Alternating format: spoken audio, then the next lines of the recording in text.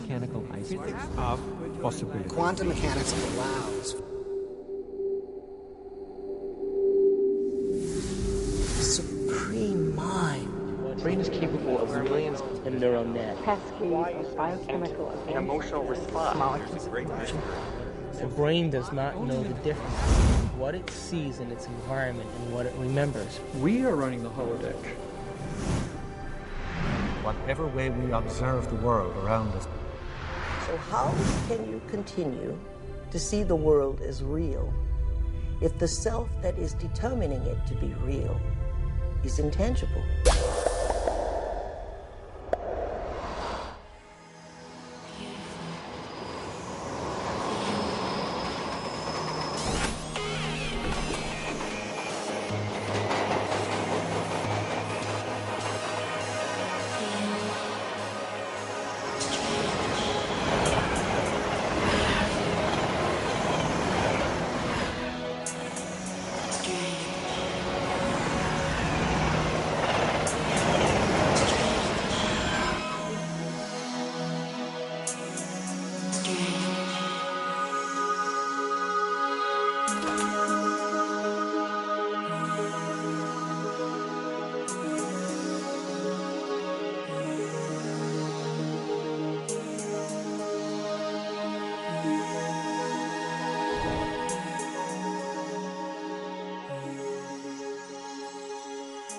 Are all realities existing simultaneously?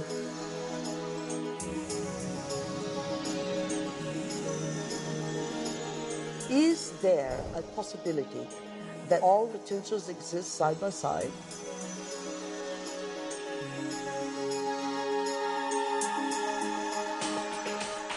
Have you ever seen yourself through the eyes of someone else that you have become?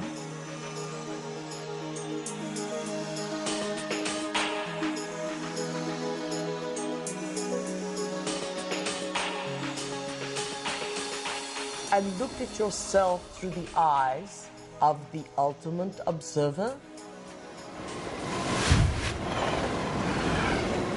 Who are we? Where do we come from? What should we do? And where are we going? Why are we here? Well, that is the ultimate question, isn't it? What is reality? What I thought was unreal now, for me, seems in some ways to be more real than what I think to be real, which seems now more to be unreal. You can't explain it. And anybody who gets too lost and anybody who spends too much time trying to explain it is likely to get lost forever down the rabbit hole of mysteriousness. I think the more you look at quantum physics, the more mysterious and wondrous it becomes. Quantum physics, in very succinctly speaking, is a physics of possibilities. These are questions. These are addressing questions of how the world feels to us, of whether there's a difference between the way the world feels to us and the way it really is. Have you ever thought about what thoughts are made of? I think some of the things we're seeing with the children today is a sign that the culture is in the wrong paradigm and not appreciating the power of thought. Every age, every generation has its built-in assumptions that the world is flat, or that the world is round, etc. There are hundreds of hidden assumptions, things we take for granted that may or may not be true. Of course, in the vast majority of cases, historically, these things aren't true. So presumably, if history is any guide, much about what we take for granted about the world simply isn't true. But we're locked into these precepts without even knowing it oftentimes. That's a paradox. Modern materialism strips people of the need to feel responsible. And often enough, so does religion. But I think if you take quantum mechanics seriously enough, it puts the responsibility squarely in your lap, and it doesn't give answers that are clear-cut and comforting. It says, yes, the world is a very big place. It's very mysterious. Mechanism is not the answer, but I'm not going to tell you what the answer is, because you're old enough to decide for yourself. Is everyone a mystery? Is everyone an enigma? They most certainly are. Asking yourself these deeper questions opens up new ways of being in the world. It brings in a breath of fresh air. It makes life more joyful. The real trick to life is not to be in the know, but be in the mystery.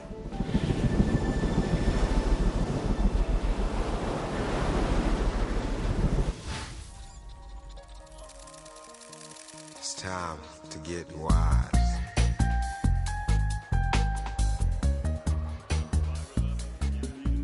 Why do we keep recreating the same reality?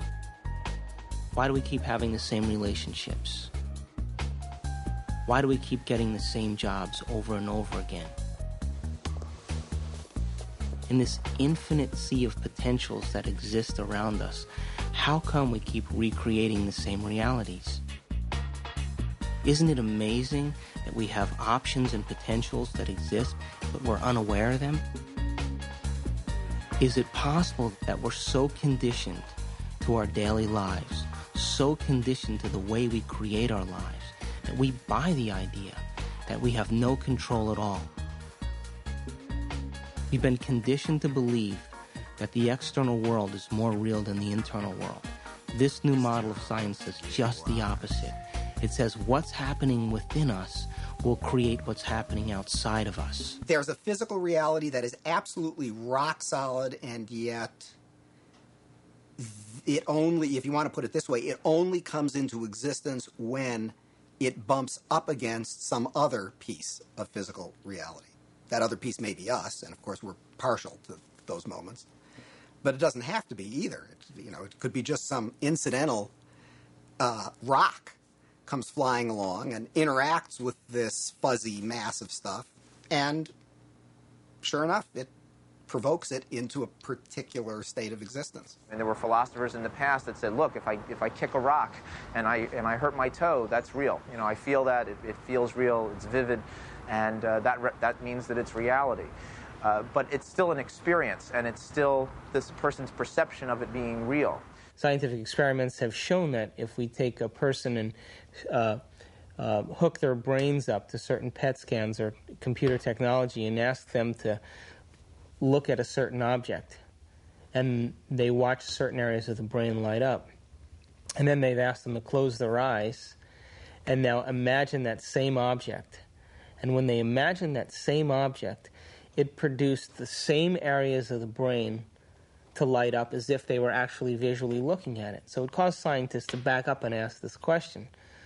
So who sees then? Does the brain see? Or do the eyes see?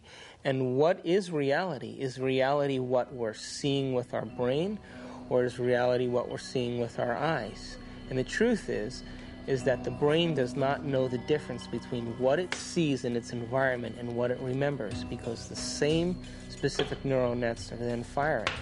So then it asks the question, what is reality?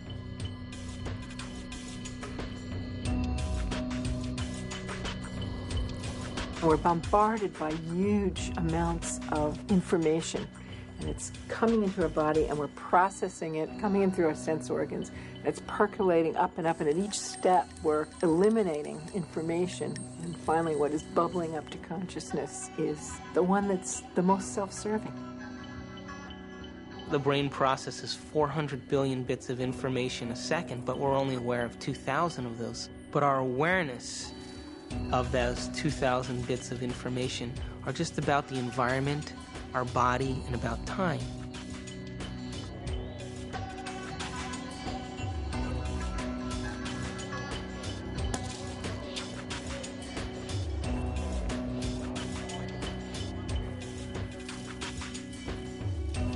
We're living in a world where all we see is the tip of the iceberg. The classical tip of an immense quantum mechanical iceberg. Hey, wow! You got a lot of shots to develop? No. Oh, bummer. Well, I'll catch you later.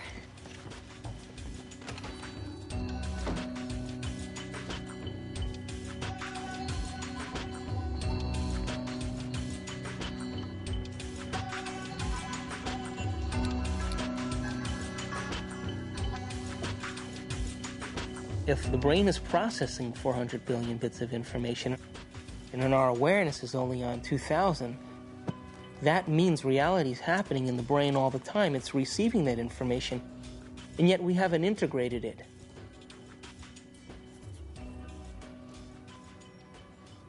The eyes are like the lens, but the tape that's really seeing is the back of the brain. It's called the visual cortex. It's right back here. It's like this camera and it's tape. Did you know that the brain imprints what it has the ability to see? Now, this is important. For example,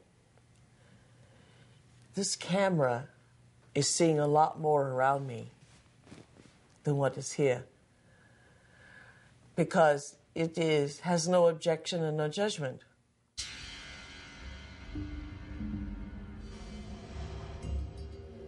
The only movie that's playing in the brain is what we have the ability to see. So is it possible our eyes, our cameras see more than what our brain has the ability to consciously project? Well, the way our brain is wired up, we only see what we believe is possible.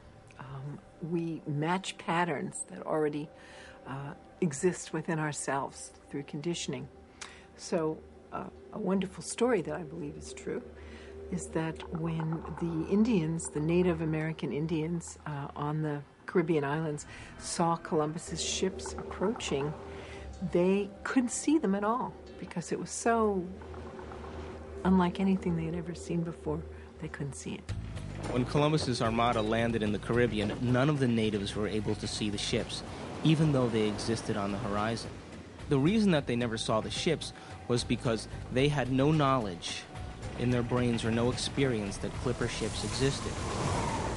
So the shaman starts to notice that there's ripples out in the ocean, but he sees no ship, but he starts to wonder what's causing the effect. So every day he goes out and looks and looks and looks, and after a period of time, he's able to see the ships. And once he sees the ships, he tells everybody else that ships exist out there because everybody trusted and believed in him. They saw them also.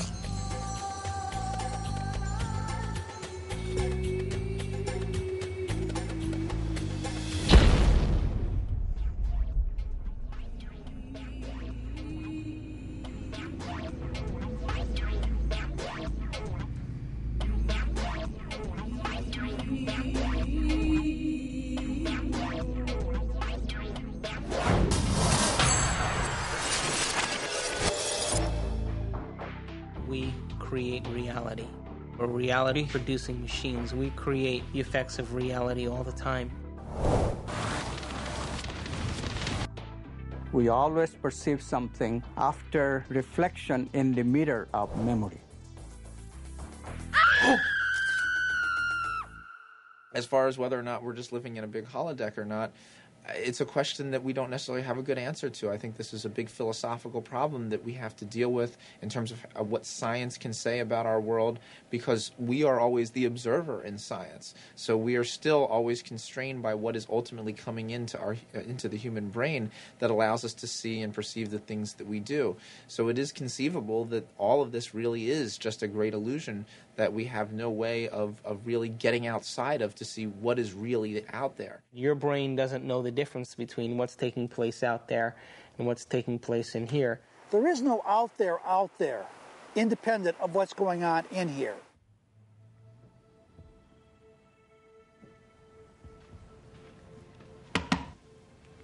You okay? I heard you scream earlier. Was it another dream?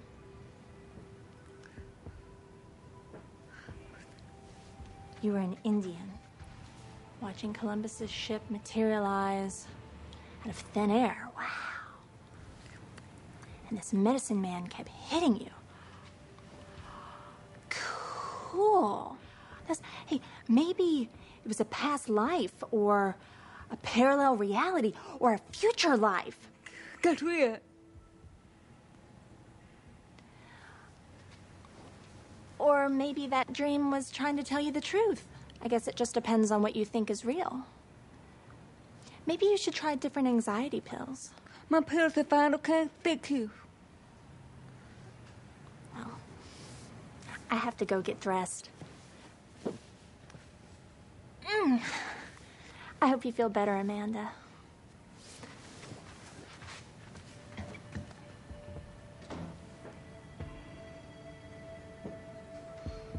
Amanda.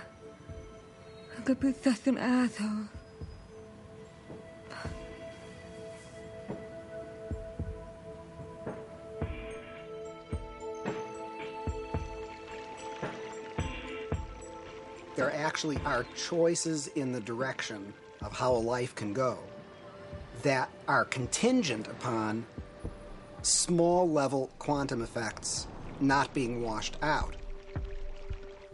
First of all, let's talk about the subatomic world, and then we'll talk about what it's telling us about reality. The first thing I want to tell you about the subatomic world is it's totally a fantasy created by mad physicists trying to figure out what the heck is going on when they do these little experiments. By little experiments, I mean big energy in little spaces and little pieces of time.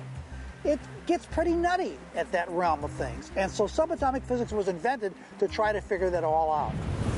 We need a new science down there. It's called quantum physics, and it is subject to a whole range of debatable hypotheses, thoughts, feelings, intuitions as to what the heck is really going on. Matter is not what we have long thought it to be. To the scientist, matter has always been thought of as sort of the ultimate in that which is static and predictable. Within all the atoms and molecules, all the space within that, the particles take up an insignificant amount of the volume of an atom or molecule, the fundamental particles. The rest of it is vacuum. What seems to happen is that particles appear and disappear all the time. So where do they go when they're not here? Now, that question is tricky. I'm going to give you two answers. Answer number one, they go into an alternative universe where the people in that universe are asking the same question about those particles when they come into our universe. They say, where do they go? There's a great mystery called the mystery of the direction of time. There's a certain sense in which the fundamental laws of physics that we have don't make any interesting distinction, say, between past and future. For example, it's a puzzle from the standpoint of the fundamental laws of physics. Why we should be able to remember the past and not have the same kind of epistemic access to the future. It's a puzzle from the standpoint of these laws. Why we should think something like, by acting now, we can affect the future but not the past. These things, that we have a different kind of epistemic access to the past and the future, that we have a different kind of control by acting now over the future than we do over the past. These things are so fundamental to the way we experience the world that that it seems to me not to be curious about them is to be, 3/4 of the way to being dead.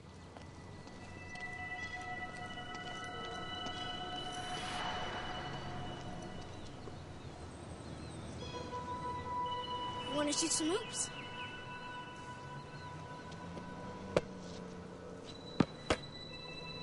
Now you don't have to be like that. Come on and play. Look, he likes you. Don't you have time for a little one-on-one? How long has it been since you played? Come on, you got the ball. Take a shot. No, my lady, not from there. It's out of bounds. Gotta be on the court to be in play.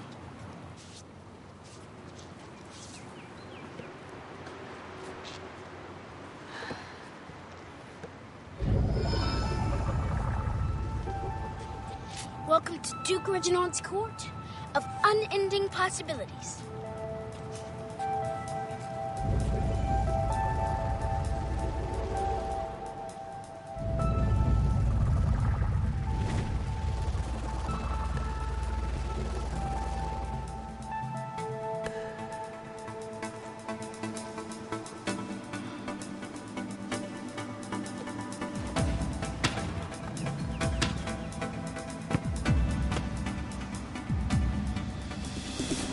Court rules. Gotta sink the last one. They're hurt. never touched you. Right. And it's not solid. Its ball is mostly empty. In fact, the universe is mostly empty.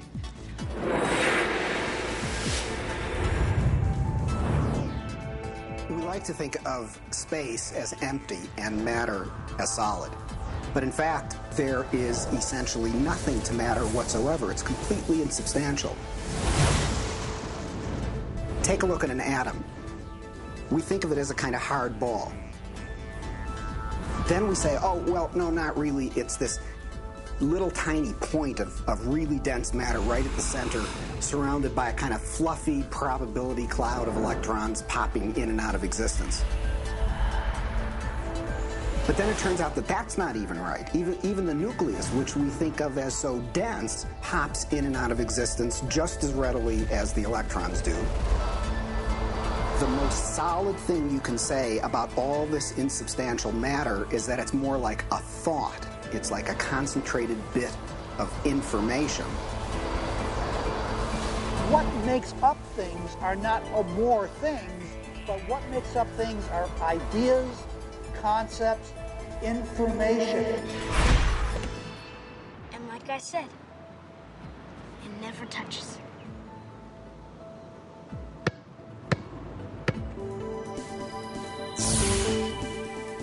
Those electrons build up a charge and push the other electrons away before they touch. So nobody touches nothing. Come on, put your stuff down. Nobody's gonna take it. Like I said, this is my court. It's no problem.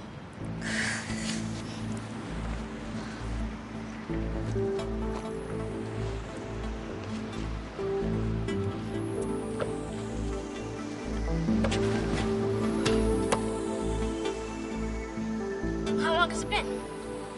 I blink. It's only in conscious experience that it seems that we move forward in time. In quantum theory, you can also go backwards in time. You can always go back in time.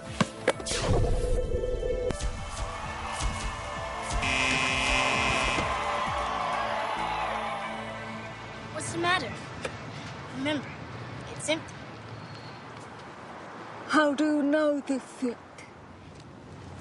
I read Dr. Quantum comics. Everybody thinks it's just kid stuff, but I know it's real. That's how I do my magic on the court.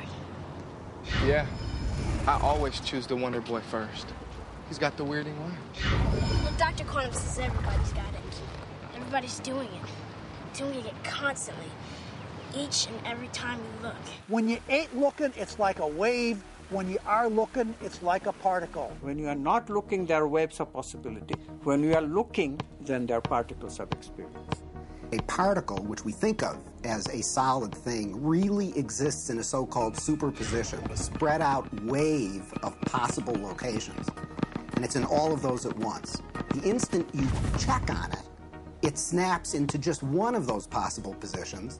Quantum superposition implies that a particle can be in two or more places or states simultaneously. And this is a very bizarre concept and one of the hallmarks of the quantum world. Superheroes use superposition, with the world being potential strips of reality. Until we choose. Heroes choose what they want. Being in many places at once, experiencing many possibilities all at once, and then collapsing on the one. The question is, how far down the rabbit hole do you want to go?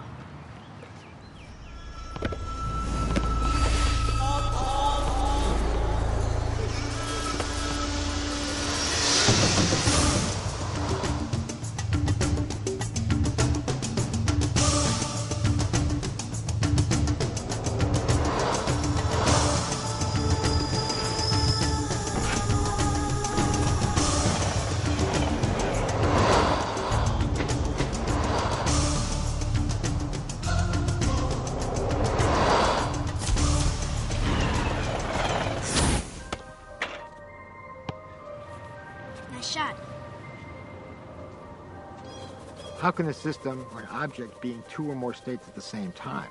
It's very easy. Instead of thinking of things as things, we all have a habit of thinking that everything around us is already a thing, existing without my input, without my choice. You have to banish that kind of thinking. Instead, you really have to recognize that even the material world around us, the chairs, the tables, the rooms, the carpet, camera included, all of these are nothing but possible movements of consciousness. And I'm choosing moment to moment out of those movements to bring my actual experience into manifestation. This is the only radical thinking that you need to do. But it is so radical, it's so difficult, because our tendency is that the world is already out there, independent of my experience. It is not. Quantum physics has been so clear about it. Heisenberg himself, co-discoverer of quantum physics, said atoms are not things. They are only tendencies. So instead of thinking of things, you have to think of possibilities. They're all possibilities of consciousness. You now can see in numerous labs around the United States objects that are large enough to be seen by the naked eye, and they are in two places simultaneously. And you can actually take a photograph of that. Now, I suppose if you showed a photograph, they'd say, oh, great, here's this nice blob of colored light, and I see there's a bit of it over here, and another bit of it. So you got a picture of two dots. What's the big deal? And if you say, well, look right in the chamber. You can see it right there. Oh, I see two things there. You say, no, that's not two things. That's one thing. It's the same thing in two places. I'm not sure that people's jaw would drop about it, because I don't think people really believe it. And I don't mean that people say, oh, you're lying, or, oh, the scientists are confused. I think it is so mysterious that you can't even understand how amazing it is. And then furthermore, you've seen Star Trek and whatnot. Beam me up, Scotty. So it all seems sort of, oh, well, what does that really mean? But you've got to really stop and think about what that means, that it's the same object and it's in two places at once. And people tinker in the lab, and they get angry about things, and they have lunch, and they go home, and they lead their lives just as though nothing utterly astounding is happening, because, of course, that's how you have to go about it. And yet there is this completely amazing magic sitting right in front of your eyes. Quantum physics calculates only possibilities. But if we accept this, then the question immediately comes, what chooses among these possibilities to bring the actual event of experience? So we immediately see that consciousness must be involved. The observer cannot be ignored. We know what an observer does from a point of view of quantum physics, but we don't know who or what the observer actually is. Doesn't mean we haven't tried to find an answer. We've looked. We've gone inside of your head. We've gone into every orifice you have to find something called an observer, and there's nobody home. There's nobody in the brain. There's nobody in the cortical regions of the brain. There's nobody in the subcortical regions or the limbic regions of the brain. There's nobody there called an observer. And yet we all have this experience of being something called an observer, observing the world out there. Is this the observer, and which is so intricate to understanding the wacky, weird world of quantum particles and how they react? Is this, then, the observer? In my modeling, the observer is the spirit inside the four-layered bio-body suit. And so it's like the ghost in the machine. It is the consciousness that's driving the vehicle. And it is observing the surround. The four layers of the bio-body suit have all kinds of sensory systems to pick up signatures from the surround.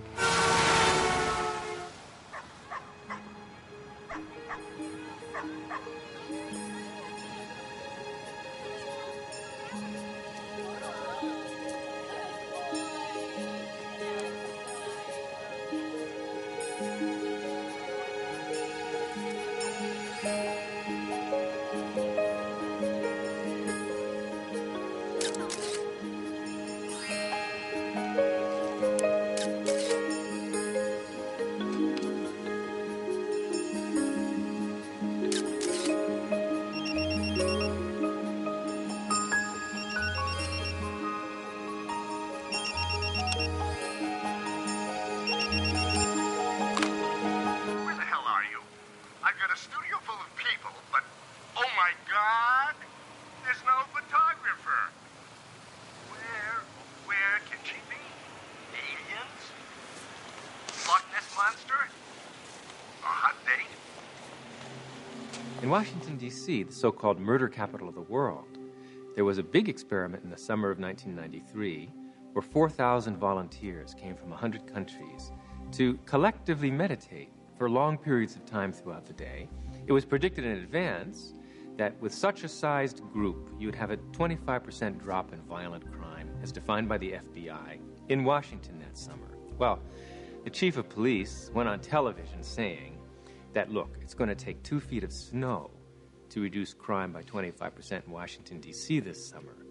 But by the end, the police department became a collaborator and author of this study because the results, in fact, showed a 25% drop in violent crime in Washington, D.C., which we could predict on the basis of 48 previous studies that had already been done on a smaller scale. This leads naturally to wonder, are people affecting the world of reality that they see? You betcha they are. Every single one of us affects the reality that we see, even if we try to hide from that and play victim. We all are doing it. Just tell me where you are. Good. But hurry, will you please, because these models are giving me a headache. 10 minutes.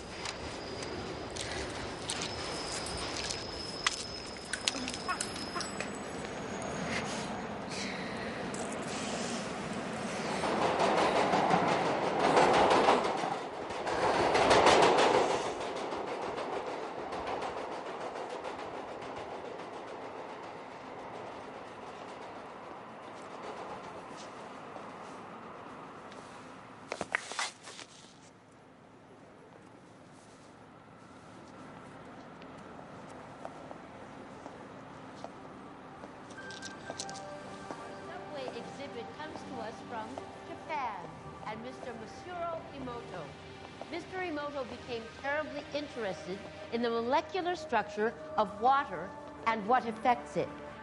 Now, water is the most receptive of the 4 elements.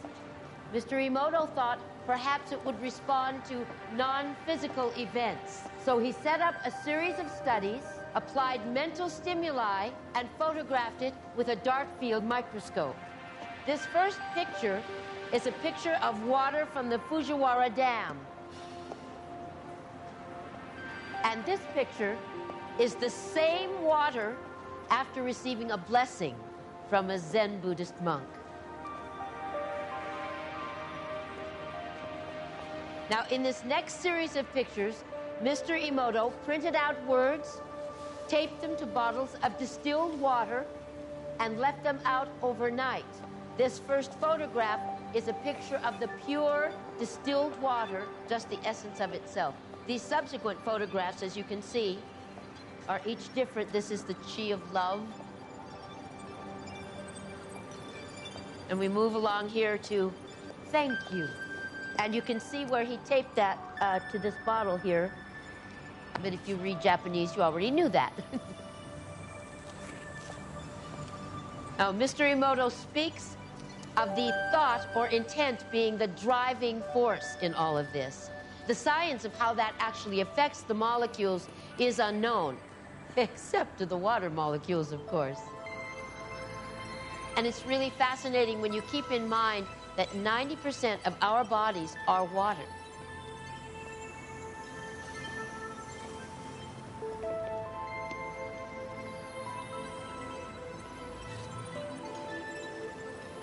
Makes you wonder, doesn't it? If thoughts can do that to water, imagine what our thoughts can do to us.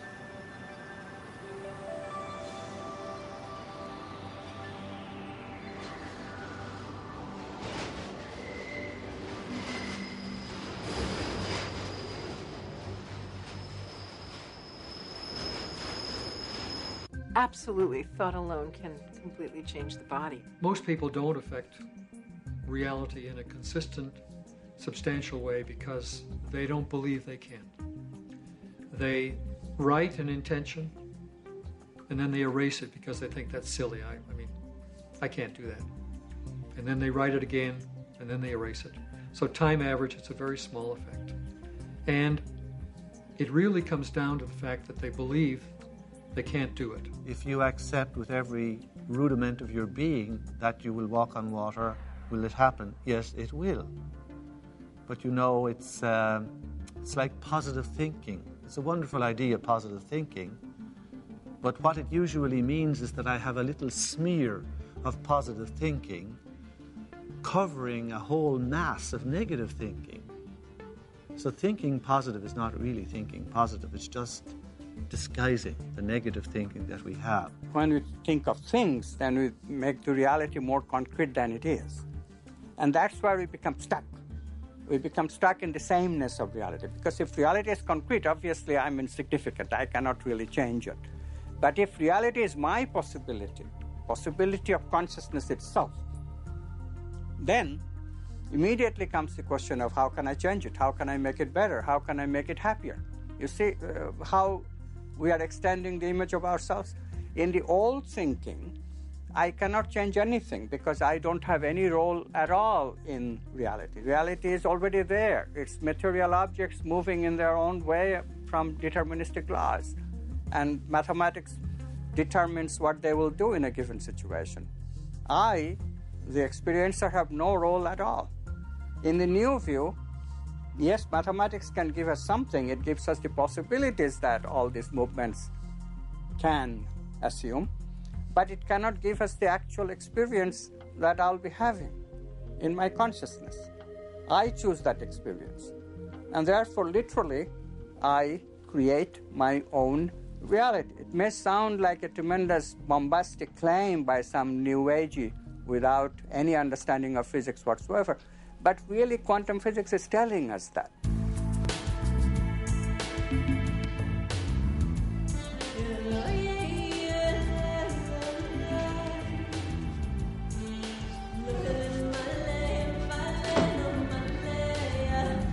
Hey, how was the shoot? So,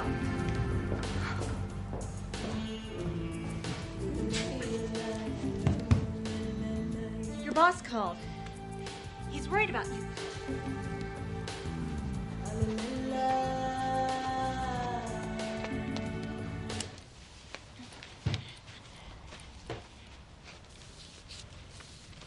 Amanda, I want to thank you for letting me stay here. I know I'm a bit much sometimes and that it's been tough after Bob and all. And you've just been so wonderful. I mean, I make a mess and, well, I clean up afterwards, but it's not really your style. Sometimes I think you make me sane. Me? The day I make someone sane, they're in trouble. Anyway, I made you something as a thank you gift.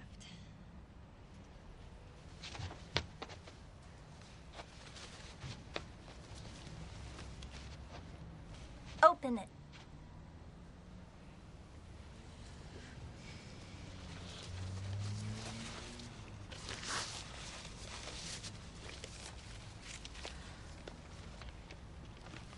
I went through your pictures and picked my favorite ones.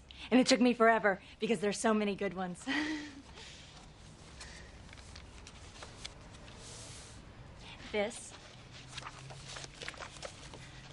That's for all the wonderful photos you will be taking.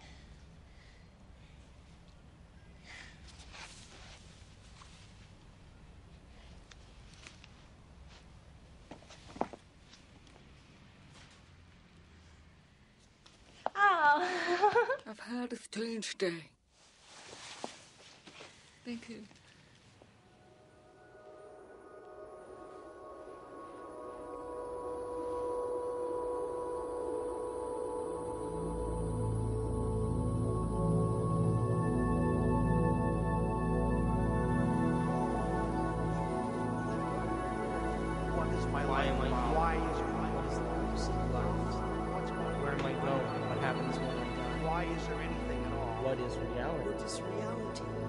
It makes you wonder, doesn't it? If thoughts can do that to water, Imagine what our thoughts can do to us. Reality ultimately comes down to our Have you ever thought about what thoughts are made of? Is there a substance of thought? I guess it just depends on what you think is real. The world being possible timelines of reality. Until we choose. Are all realities in the quantum field existing simultaneously? My definition of an addiction is something really simple, something that you can't stop. There literally are different worlds in which we live. There's the macroscopic world that we see. There's the world of our cells. There's the world of our atoms. The world of our nuclei. These are each totally different worlds. They have their own language. They have their own mathematics. They're not just smaller. Each is totally different. But they're complementary. Because I am my atoms, but I am also my cells. I'm also my macroscopic physiology. It's all true. They're just different levels of truth.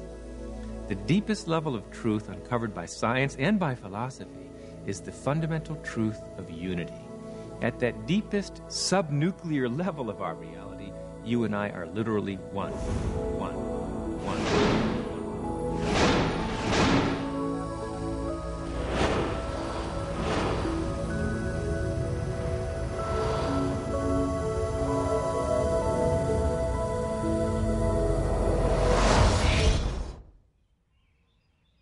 I wake up in the morning and I consciously create my day the way I want it to happen. Now, sometimes, because my mind is examining all the things that I need to get done, it takes me a little bit to settle down and get to the point of where I'm actually intentionally creating my day. But here's the thing, when I create my day, and out of nowhere, little things happen that are so unexplainable, I know that they are the process or the result of my creation. And the more I do that, the more I build a neural net in my brain that I accept that that's possible. It gives me the power and the incentive to do it the next day. In addiction, we have a supreme, beautiful opportunity to decipher the difference between our intangibility of our nobleness of character and the day-to-day business of how that character is revealed in a three-dimensional world through our bodies.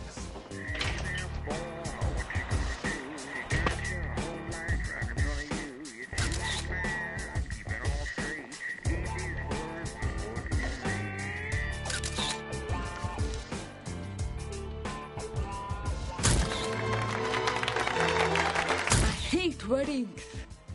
And what we will learn is that addiction is the feeling of a chemical rush that is cascaded through the bodies through a whole assortment of glands and ductless glands and through the spinal fluid, a feeling that some would call a sexual fantasy. It only takes one sexual fantasy for a man to have a hard-on. In other words, it only takes one thought here for a man to have an erection in his member. And yet, there was nothing outside of him that gave him that. It was what was within him that gave him that. Oh, hey, Amanda, I didn't know you were there. Guilty. A wedding. Come on, blink. This is a good assignment, if you'd see it that way. What to see? I do. They did. Oh, God, Amanda. I mean, you live in your past. I mean, everything with you is about what happened. You hate churches. You hate weddings. You hate guys. And I want you to go scope it out. Don't need to. I got Mary there. I know. I took the pictures, remember? You got too many memories clouding your vision. Oh, Amanda, you know you're the best technical photographer I have. And I want to have some great pictures. You know what? You need a good Polish wedding. And watch out for those good Catholic boys, huh? You mean the priest? Come on, get out of here. Bye. When I was younger, I had lots of ideas about what God was. And now I realize I'm not conscious enough to truly understand what that concept means.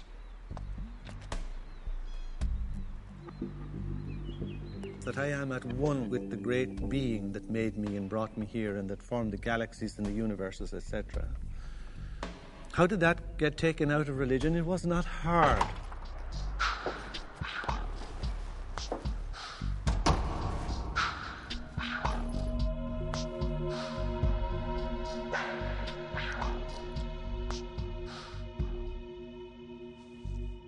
Most of the problems that religion and the various philosophical movements down through the centuries have produced have been errors because that's where they started. That God is a distinct, separate being from us, to whom I must offer worship, whom I must cultivate, humor, please, and hope to attain a reward from at the very end of my life. That is not what God is. That is a blasphemy. God is such a broad thing, some parts of which, most of the parts of which that are associated with organized religion is something that I sort of recoil at and something that I think has done a lot of harm to the world, done harm to women, done harm to oppressed peoples, done harm to the World Trade Center. And yet, at the same point, we have the epitome of a great science. The closest science has ever come to explaining Jesus' interpretation that the mustard seed was larger than the kingdom of heaven. And the only science that can fit into that analogy is quantum physics.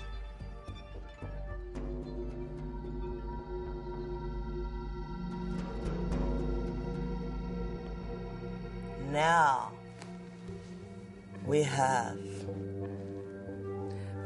great technology, from anti-gravity magnets and magnetic fields of zero-point energy.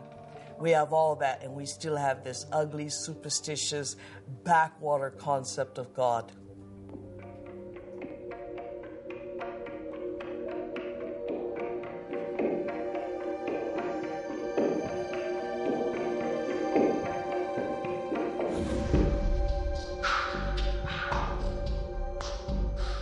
People fall into line very readily when they're threatened by these cosmic sentences of everlasting punishment. But this is not how God is. And once you start to question the traditional images, caricatures of God, people feel you're an agnostic or an atheist or a subverter of the social order. God must be greater than the greatest of human weaknesses, and indeed the greatness of human skill, that God must even transcend a most remarkable to emulate nature in its absolute splendor. How can any man or woman sin against such a greatness of mind? How can any one little carbon unit on Earth, in the backwaters of, indeed, the Milky Way, the boondocks, betray God Almighty? That is impossible. The height of arrogance is the height of control of those who create God in their own image.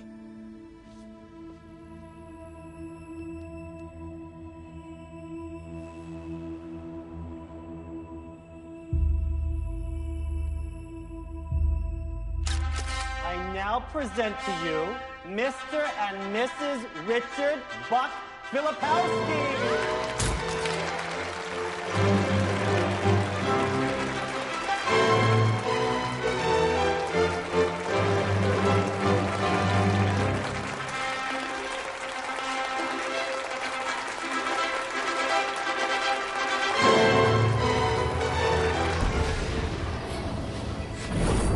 Brain, when it fires its thoughts, is likened unto the landscape of a thundercloud. And the synaptic cleft is the sky between the storm and the earth receptor site. And you see this foreboding, dark cloud boiling in the sky. And you see electrical impulses moving through it, veins of electric light, and then you see it hit the ground. Rain looks like a thunderstorm when it is presenting a coherent thought. So no one has ever seen the thought. What they do see in neurophysics is that they see a storm raging around different quadrants of the brain. Those are areas that are mapped in the body and what the person must be responding to. A holographic image. Rage, murder, hate, compassion, love. The brain does not know the difference between what it sees in its environment and what it remembers, because the same specific neural nets are then firing. The brain is made up of tiny nerve cells called neurons. These neurons have tiny branches that reach out and connect to other neurons to form a neural net. Each place where they connect is integrated into a thought or a memory. Now, the brain builds up all its concepts by the law of associative memory. For example, ideas, thoughts, and feelings are all constructed and interconnected in this neural net, and all have a possible relationship with one another. The concept and the feeling of love, for instance, is stored in this vast neural net. But we build the concept of love from many other different ideas. Some people have love connected to disappointment. When they think about love, they experience the memory of pain, sorrow, anger, and even rage. Rage may be linked to hurt, which may be linked to a specific person, which then is connected back to love. We build up models of how we see the world outside of us. And the more information that we have, the more we refine our model one way or another. And what we ultimately do is tell ourselves a story about what the outside world is. Any information that we process, any information that we take in from the environment is always colored by the experiences that we've had and an emotional response that we're having to what we're bringing in. Who is in the driver's seat when we control our emotions or we respond to our emotions? We know physiologically that nerve cells that fire together wire together. If you practice something over and over again, those nerve cells have a long-term relationship. If you get angry on a daily basis, if you get frustrated on a daily basis, if you suffer on a daily basis, if you give reasons for the victimization in your life, you're rewiring and reintegrating that neural net on a daily basis, and that neural net now has a long-term relationship with all those other nerve cells called an identity. We also know that nerve cells that don't fire together no longer wire together. They lose their long-term relationship because every time we interrupt the thought process that produces a chemical response in the body, every time we interrupt it, those nerve cells that are connected to each other start breaking the long-term relationship. When we start interrupting and observing, not by stimulus and response and that automatic reaction, but by observing the effects it takes, then we are no longer the body, mind, conscious, emotional person that's responding to its environment as if it is automatic.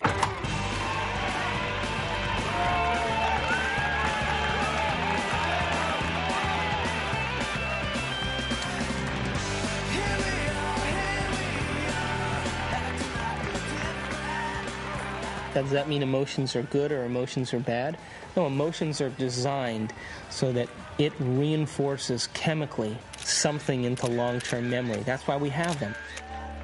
All emotion is holographically imprinted chemicals. The most sophisticated pharmacy in the universe is in here.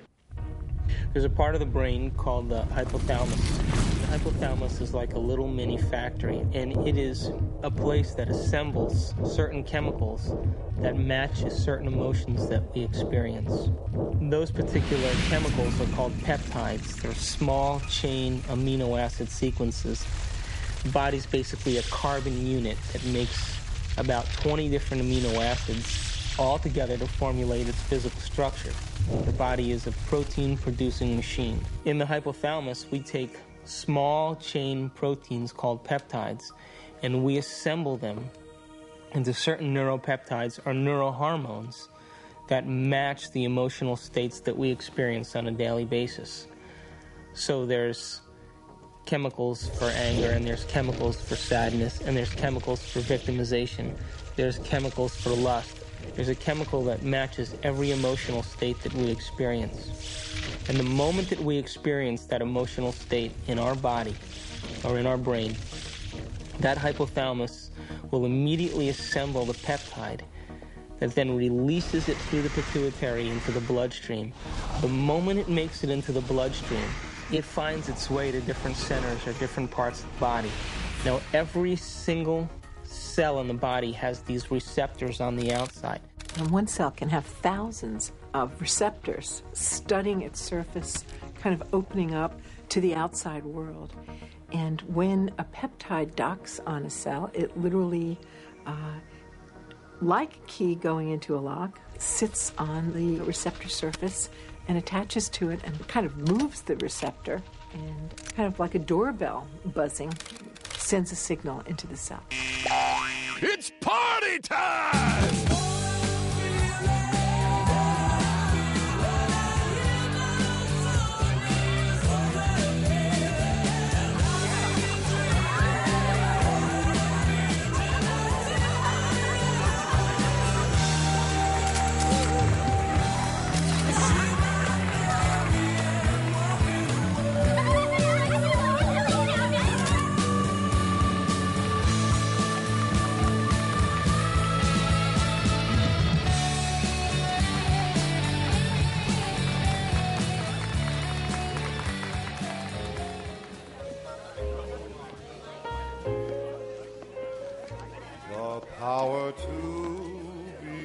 What happens in adulthood is that most of us who've had our glitches along the way are operating in an emotionally detached place, or we're operating as if today were yesterday.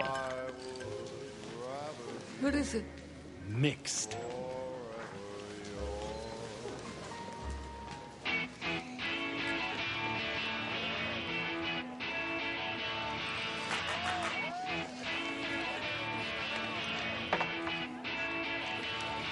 In either the disconnected place or the overly emotional reactive place, because they've gone to an earlier time in reality, the person is not operating as an integrated whole.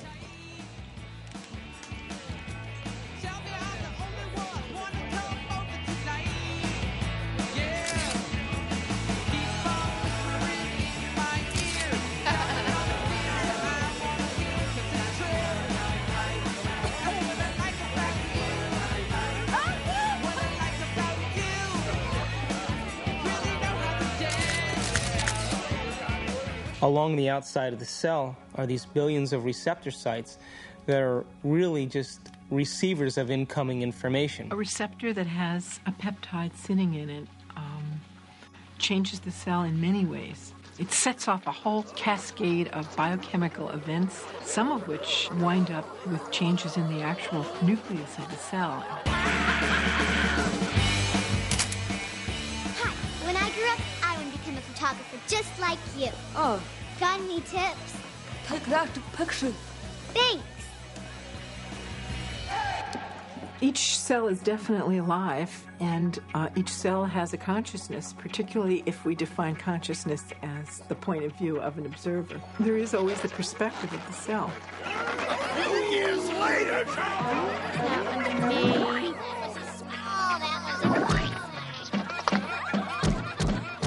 In fact, the cell is the smallest unit of consciousness in the body. I'm hungry.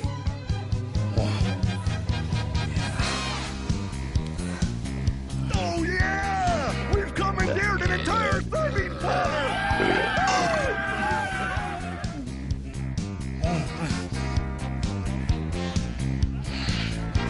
Come on! Yeah, keep it coming, keep it coming! Yeah! Oh, yeah! Well, my definition of an addiction is something really simple. Something that you can't stop.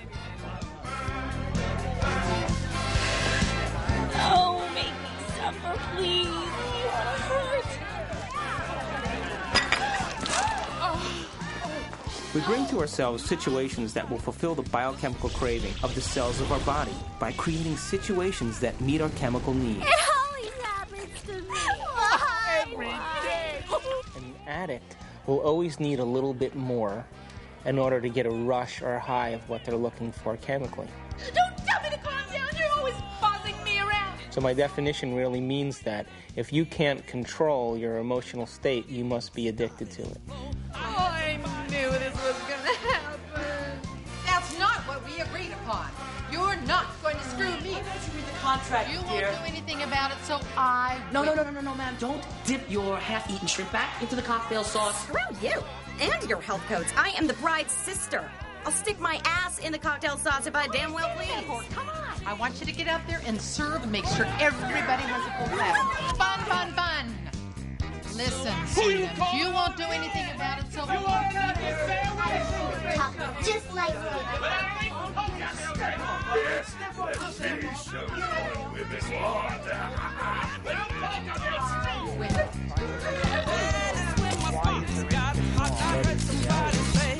What is reality? What is reality? How do we know those things?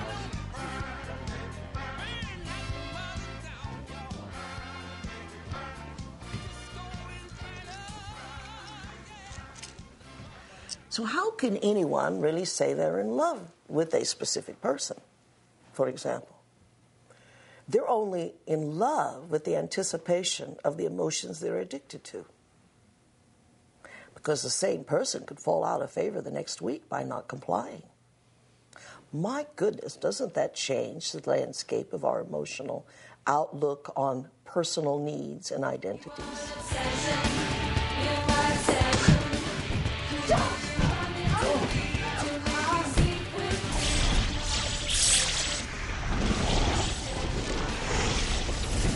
Oh, yeah.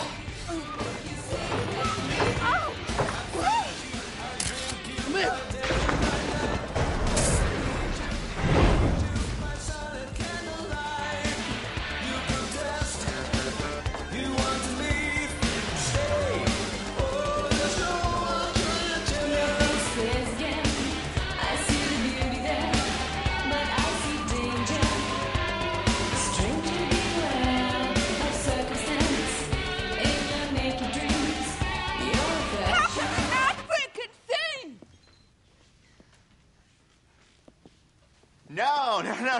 No. You got the punchline wrong. It's a photographer's joke. Go on about your music. Are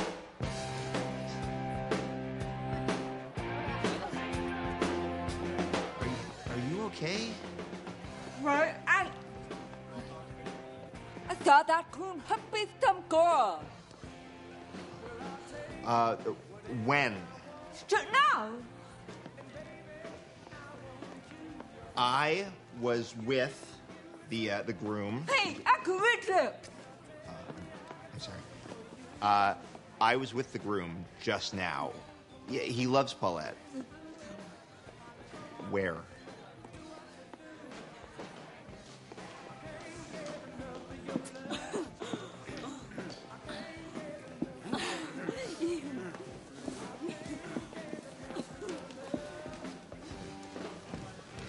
Polacks, they all look the same in a tux.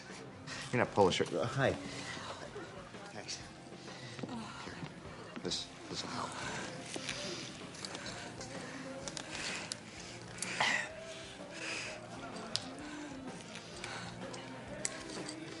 Oh, thank you. No problem. That was in my mouth. Forget it.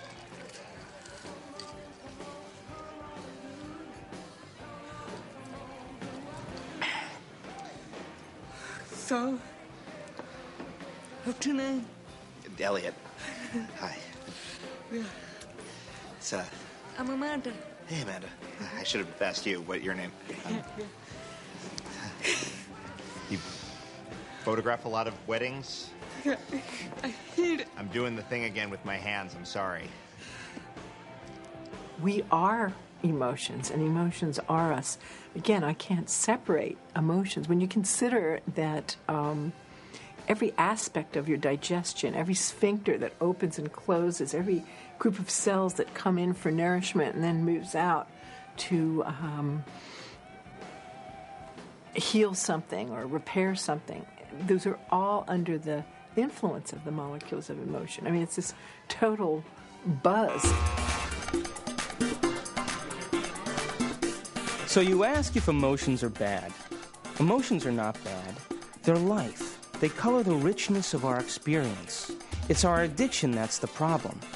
The thing that most people don't realize is that when they understand that they are addicted to emotions... Another drink? It's not just psychological. It's biochemical. Think about this. Heroin uses the same receptor mechanisms on the cells that our emotional chemicals use. It's easy to see then that if we can be addicted to heroin, then we can be addicted to any neuropeptide, any emotion. To the groom! To the groom. Woo.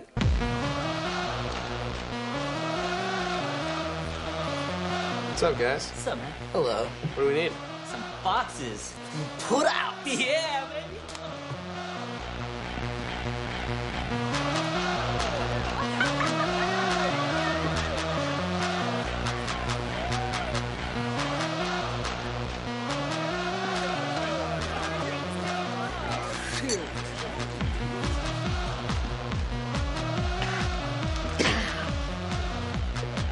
So, The relevant search command that's going on is related to finding a certain emotional state. I mean, we can't even direct our eyes without having an emotional aspect to it.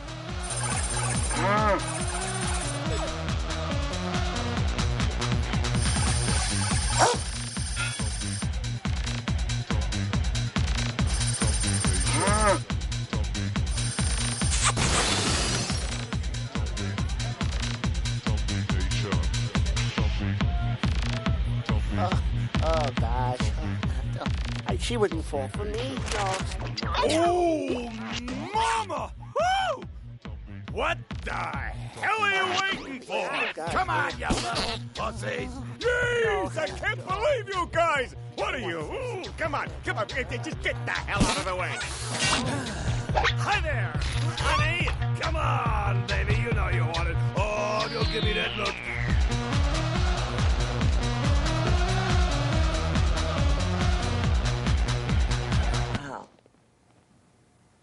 What about people who are addicted to sex?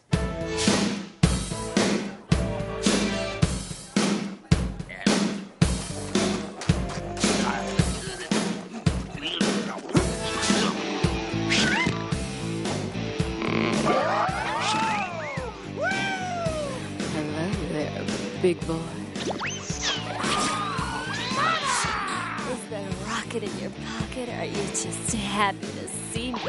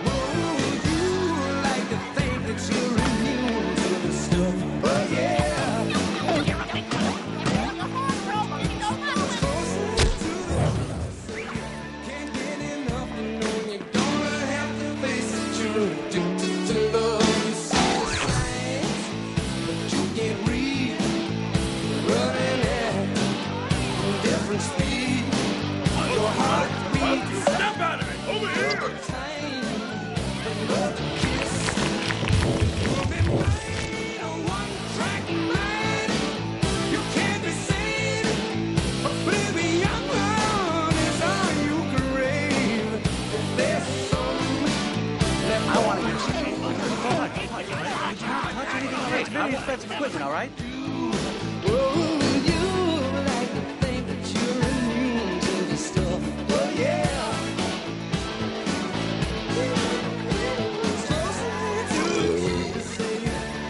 Some polka music, okay? I'm gonna play These the people polka. want to hear some I know polka they're gonna play music. the You polka. can't have a Polish wedding without polka music!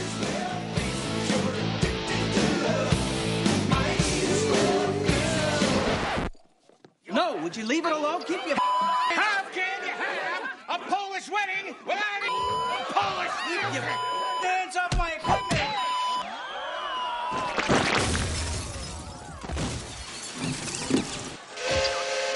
Like I said before, it ain't a Polish wedding without a polka.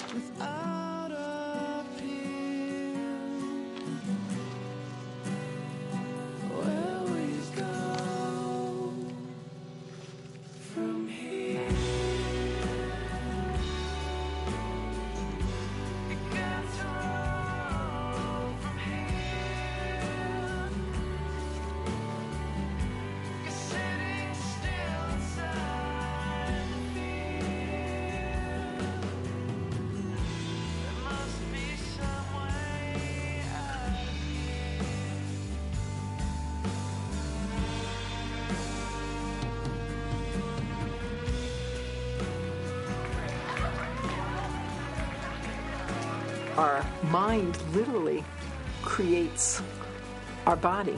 So it all starts in the cell. The cell is a protein-producing machine, but it gets its signal from the brain. One of the things about receptors is they change in their sensitivity. If a given receptor for a given drug or internal juice is being bombarded for a long time at a high intensity, it will literally shrink up. There will be less of them, or it will be hooked up in such a way that it is desensitized or downregulated. So the same amount of drug or internal juice will elicit a much smaller response.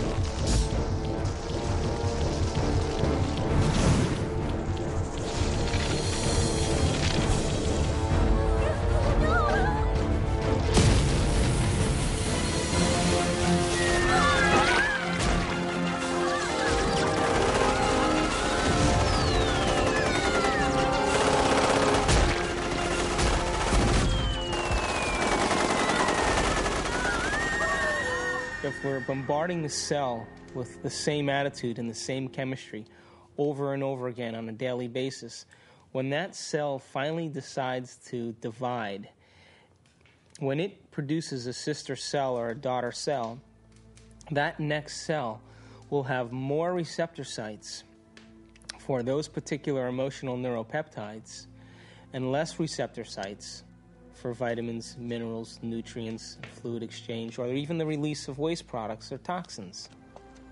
Now, all aging is a result of improper protein production. What happens when we age? Our skin loses elasticity. Well, elastin is a protein. What happens to our enzymes? We don't digest as well. What happens to our synovial fluid? Those are proteins. They become brittle and stiff. What happens to our bones? They become thin. So all aging is a result of improper protein production. So then the question arises, does it really matter what we eat?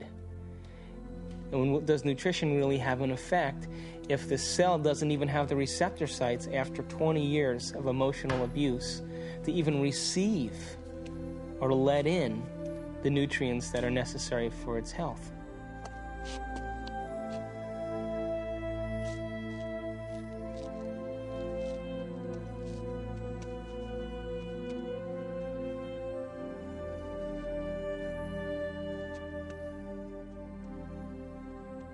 Okay, guys, it's time for a course correction on our trajectory along the path of our adventure. And that course correction is the movement to a new paradigm, just an expansion of the old. Just as the universe is larger than we thought it was in our modeling. And it's always larger than we think it is.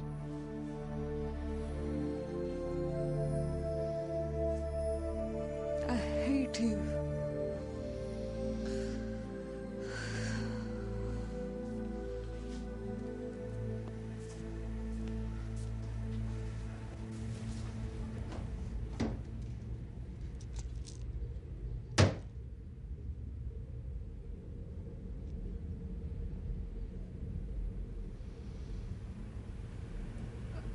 Hate you.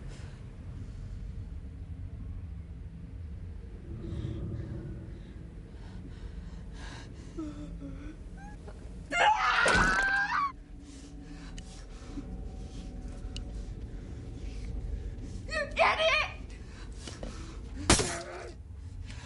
You suck! Look at you! You fat! You're ugly! You're worth nothing! You're getting old! I hate you!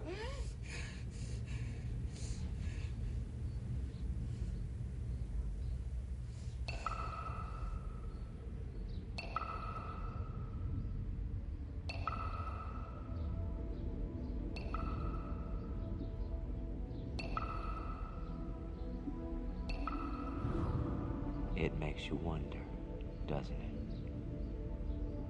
If thoughts can do that to water, imagine what our thoughts can do to us.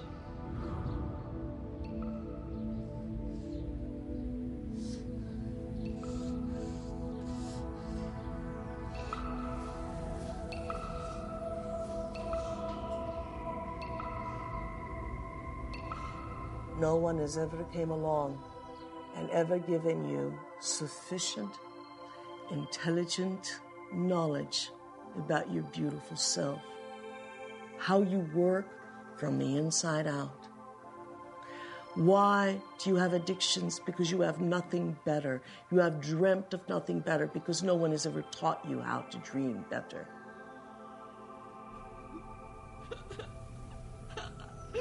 Do I think that you are bad? I don't think you're bad. Do I think you're good? I don't think you're good either. I think you're God.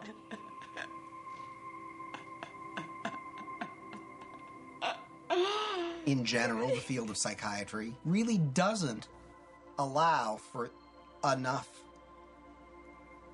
freedom of action on people's part, meaning an awful lot of problems, not all of them to be sure, but an awful lot of problems that get labeled as psychological problems really amount to people making rotten choices. And they ought to be instructed to make different ones. Can I? Wow. Borrow some toothpaste?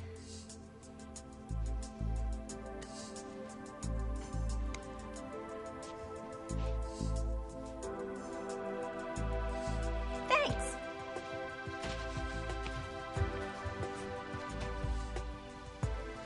When I talk about we disappearing, I don't mean that we physically disappear. What I mean is that we move out of the area of the brain that has to do with our personality, that has to do with our association to people, our association to places, our association to things and times and events.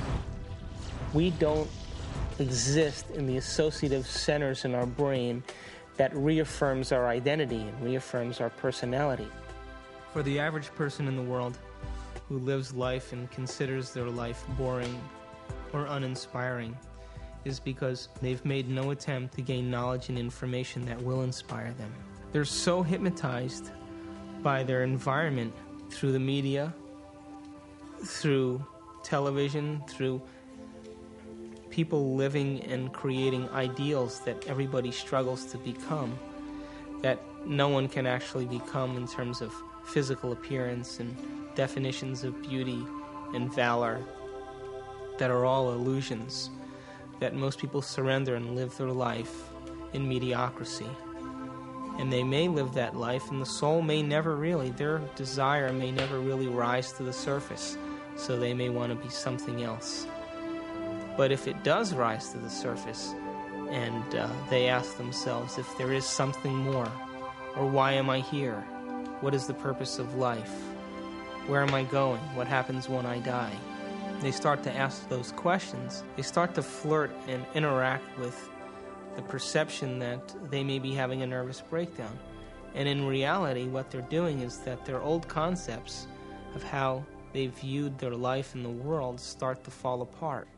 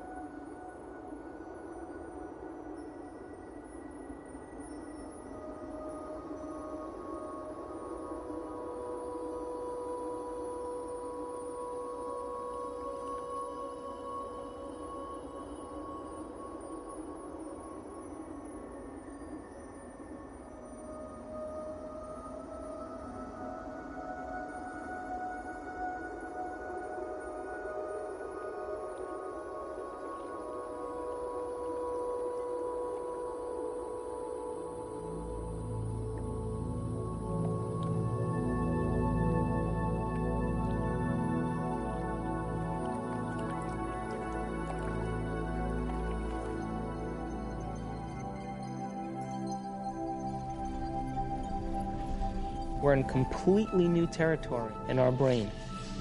And because we're in completely new territory, we're rewiring the brain, literally reconnecting to a new concept.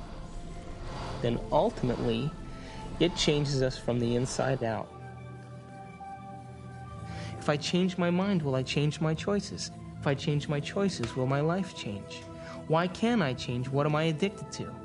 What will I lose that I'm chemically attached to? And what person, place, thing, time, or event that I'm chemically attached to that I don't want to lose because I may have to experience the chemical withdrawal from that? Hence the human drama.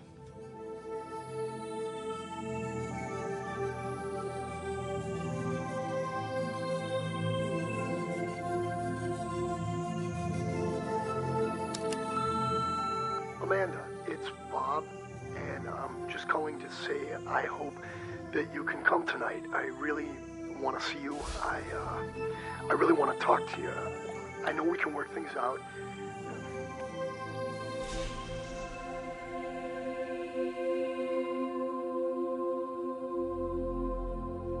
It's the only planet in the Milky Way that has habitation that is steeped in enormous subjugation of religion. You know why that is? Is because people have set up right and wrong. If I do this, I'm going to get punished by God. If I do the other thing, I'm going to get rewarded.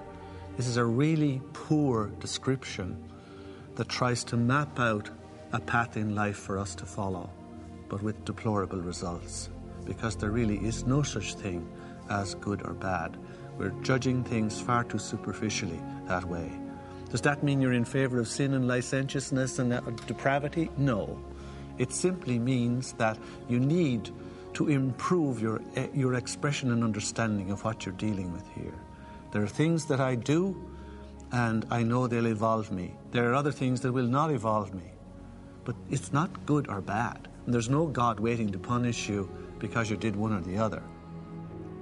There is no God condemning people. Everyone is God's. At the same time, God is the sort of placeholder name for those parts of our experience of the world which are somehow transcendent, somehow sublime. I have no idea what God is. Yet I have an experience that God is. There is something very real about this presence called God. Although I have no idea how to define God, to see God as a person or a thing, I can't seem to do it. It's kind of like asking a human being to explain what God is similar to asking a fish to explain the water in which the fish swims. God is a superposition of all the spirit from all things. You are a God in the making, and you have to walk this path.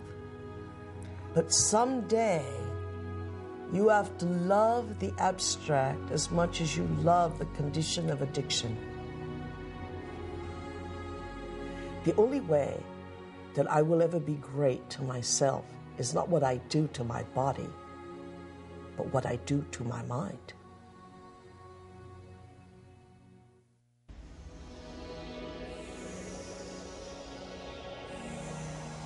So if we're consciously designing our destiny, and if we're consciously, from a spiritual standpoint, throwing in with the idea that our thoughts can affect our reality or affect our life, because reality equals life, then I have this little pact that I have when I create my day. I say I'm taking this time to create my day, and I'm infecting the quantum field. Now, if is in fact the observers watching me the whole time that I'm doing this, and there is a spiritual aspect to myself, then show me a sign today that you paid attention to any one of these things that I created, and bring them in a way that I won't expect. So I'm as surprised at my ability to be able to experience these things and make it so that I have no doubt that it's come from you.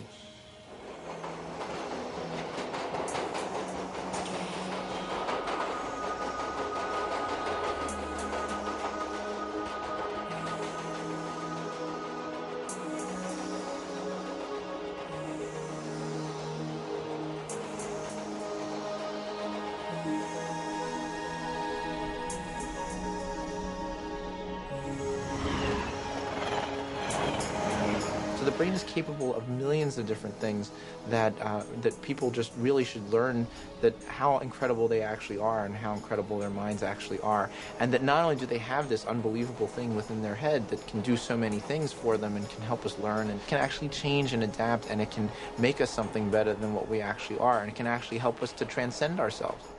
That there may be some way that it can actually take us to a higher level of our existence where we can actually understand the world in a deeper way, where we can understand our relationship to things and people in a deeper way, and we can ultimately make more meaning for ourselves in our world. We can show that there's a spiritual part of our brain, but it's a part that we all can have access to, and it's something that we can all do.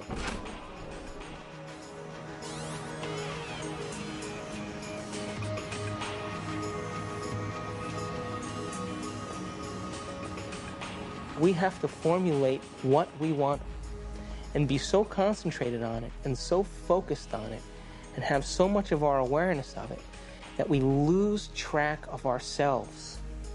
We lose track of time. We lose track of our identity.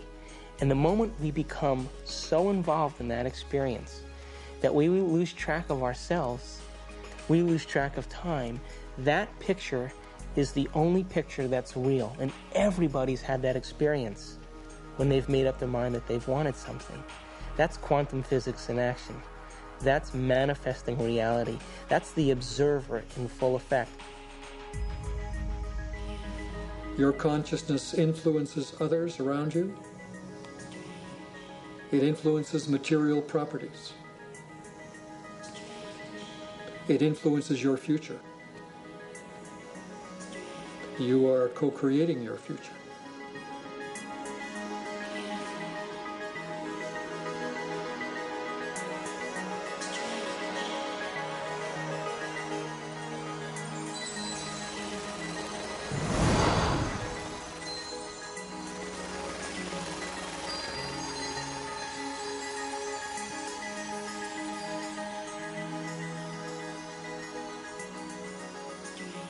Show me a sign today that you paid attention to any one of these things that I created, and bring them in a way that I won't expect.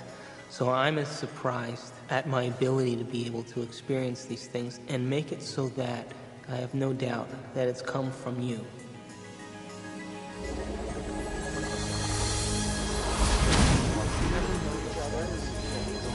My life, wow. Consciousness is related to something fundamental.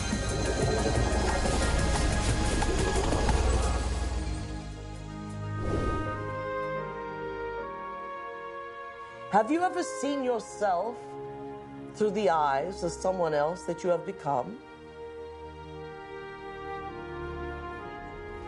What an initiation.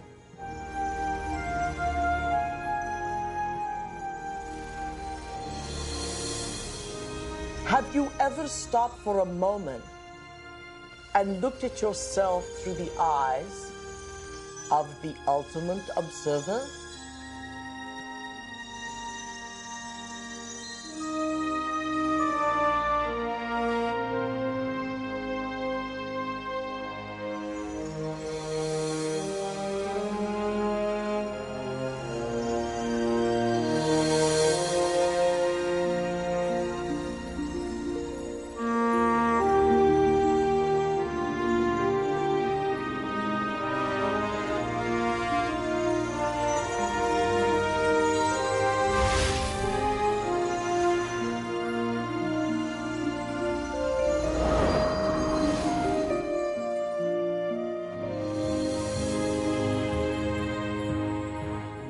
I am much more than I think I am. I can be much more even than that. I can influence my environment with people. I can influence space itself. I can influence the future. I am responsible for all those things. I and the surround are not separate. They're part of one. I'm connected to it all. I'm not alone.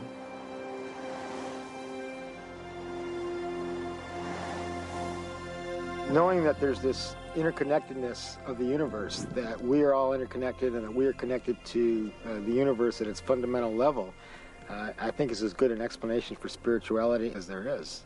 It is my belief that our purpose here is to develop our gifts of intentionality and learn how to be effective creators. We are here to be creators.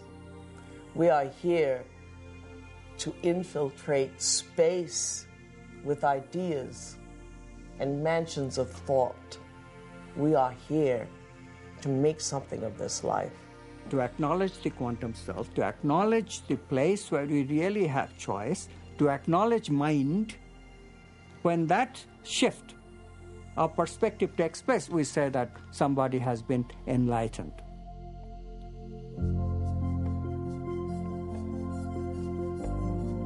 Quantum mechanics allows for the intangible phenomenon of freedom to be woven into human nature. Quantum physics, very succinctly speaking, is a physics of possibilities. It opens fundamentally the question of whose possibilities and who chooses from these possibilities to give us the actual event of experience. the only answer that is satisfactory, both logically and meaningfully, is the answer that consciousness is the ground of all being. We must pursue knowledge without any interference of our addictions. And if we can do that, we will manifest knowledge in reality, and our bodies will experience it in new ways, in new chemistry, in new holograms, new elsewheres of thought, beyond our wildest dreams. All of us one day will reach the level of the avatars that we have read about in history, the Buddhas and the Jesus. Welcome to the kingdom of heaven, without judgment, without hate, without testing, without anything. That we simply are has allowed this reality we call real, from the power of intangibility, to pull out of inertness action, chaos, and hold it into its form, and we call it matter.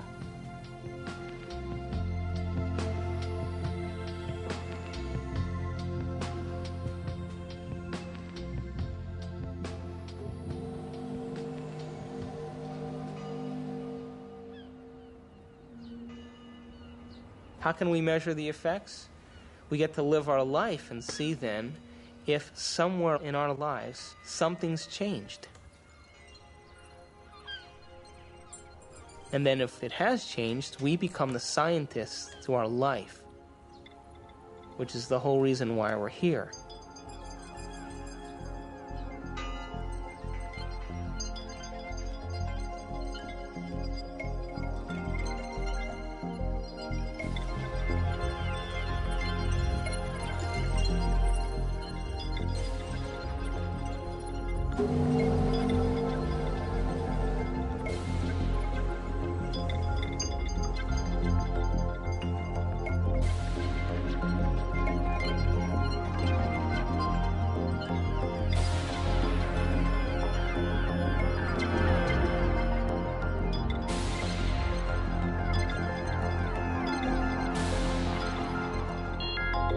Don't just take it at face value. Test it out and see whether it's true.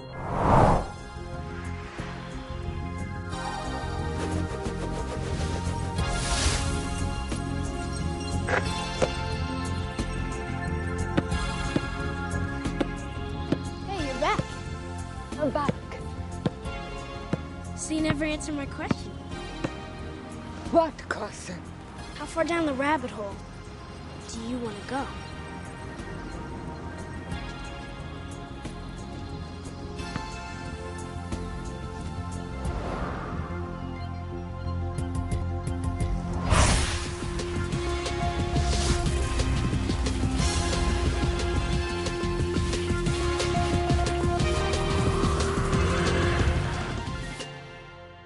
Ponder that for a while.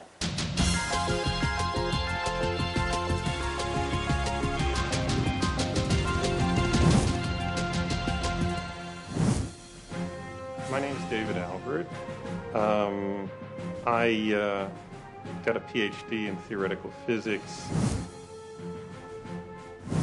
I studied biochemistry at Rutgers University, and then went to chiropractic college at Life University in Atlanta, Georgia. My postgraduate training is in anatomy and physiology, neurochemistry, neurophysiology, and genetics. I study quantum physics. I sometimes teach it. I have written a book on quantum physics and many books explicating the meaning of quantum physics. After my PhD from Harvard, I went to CERN, the European Laboratory for Particle Research, and then joined faculty at Stanford. And my work there has been the development of unified quantum field theories. I have about 100 publications in this area, but perhaps I'm best known for the discovery of supersymmetric flipped SU5 grand unified field theory.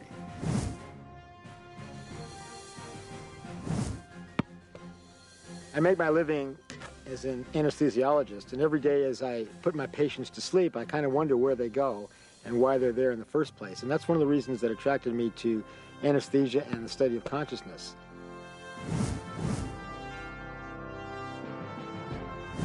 My name is Michal Ledwith, and for most of my life I was a professor of theology.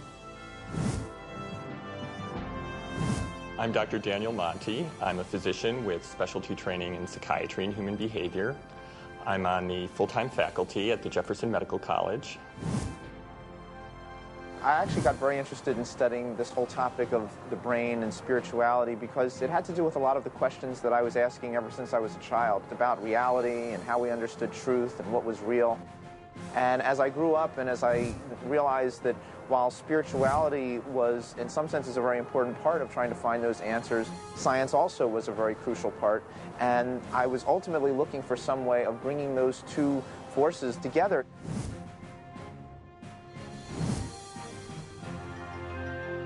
Well, my name is Candace Pert, and I'm a professor at Georgetown in the medical school. Here we are actually filming great thinkers. Everyone in this room is a great thinker.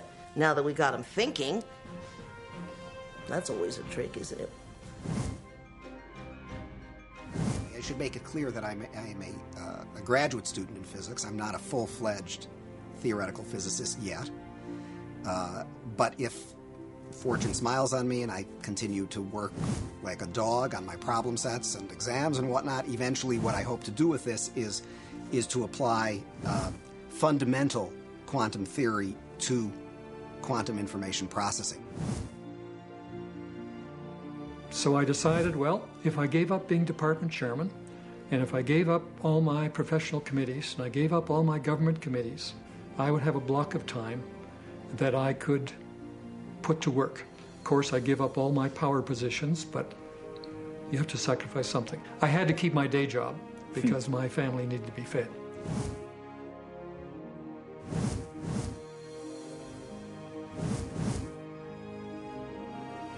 I presume that you're asking me how scientists can sound this wacko because I must be sounding wacko. It's really an interesting question.